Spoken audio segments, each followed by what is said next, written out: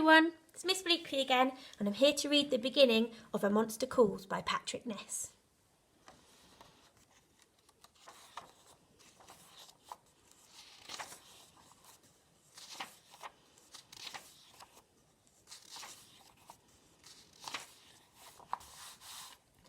The monster showed up just after midnight, as they do. Connor was awake when it came. He'd had a nightmare. Well, not a nightmare, the nightmare. The one he'd been having a lot lately. The one with the darkness and the wind and the screaming. The one with the hands slipping from his grasp no matter how hard he tried to hold on. The one that always ended with, "Go away!" Connor whispered into the darkness of his bedroom, trying to push the nightmare back, not let it follow him into the world of waking. Go away now. He glanced over at the clock his mum had put on his bedside table. 12:07, 7 minutes past midnight, which was late for a school night, late for a Sunday, certainly. He'd told no one about the nightmare, not his mum, obviously, but no one else either, not his dad in their fortnightly or so phone call, definitely not his grandma, and no one at school, absolutely not.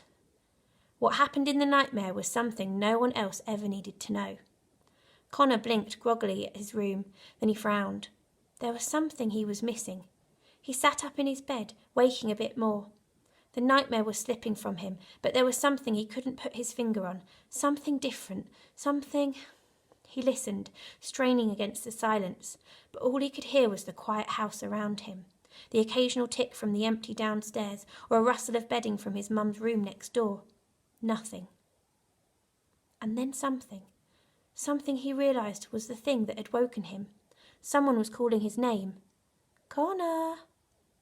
He felt a rush of panic, his guts twisting.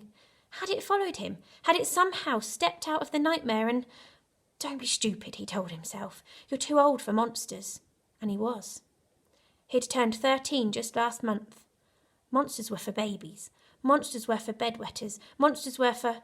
Connor! There it was again. Connor swallowed. It had been an unusually warm October, and his window was still open. Maybe the curtains shushing each other in the small breeze could have sounded like, Connor. All right, it wasn't wind. It was definitely a voice, but not one he recognised. It wasn't his mother's, that was for sure. It wasn't a woman's voice at all. And he wondered for a crazy moment if his dad had somehow made a surprise trip from America and arrived too late to phone and... Connor! No, not his dad. The voice had a quality to it, a monstrous quality, wild and untamed. Then he heard a heavy creak of wood outside, as if something gigantic was stepping across a timber floor. He didn't want to go and look, but at the same time, a part of him wanted to look more than anything. Wide awake now, he pushed back the covers, got out of bed and went over to the window. In the pale half-light of the moon, he could clearly see the church tower up on the small hill behind his house, the one with the train tracks curving beside it, 2 hard steel lines glowing dully in the night. The moon shone, too, on the graveyard attached to the church, filled with tombstones you could hardly read any more. Connor could also see the great yew tree that rose from the centre of the graveyard, a tree so ancient it almost seemed to be made of the same stone as the church. He only knew it was a yew because his mother had told him, first when he was little, to make sure he didn't eat the berries, which were poisonous, and again this past year when she'd started staring out of their kitchen window with a funny look on her face and saying, "That's a yew tree, you know." And then he heard his name again. Connor! Like it was being whispered in both ears. "What?" said Connor, his heart thumping and suddenly impatient for whatever was going to happen.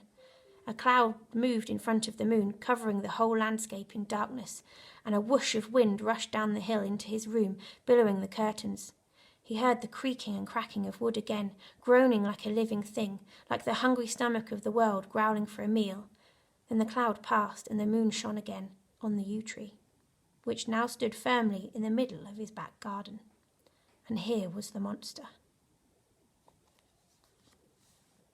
What's going to happen next? Who's the monster, and what does he want? You can borrow this book from Mrs. Duncan or visit the St Neots Library. Let us know if you enjoy it. Bye!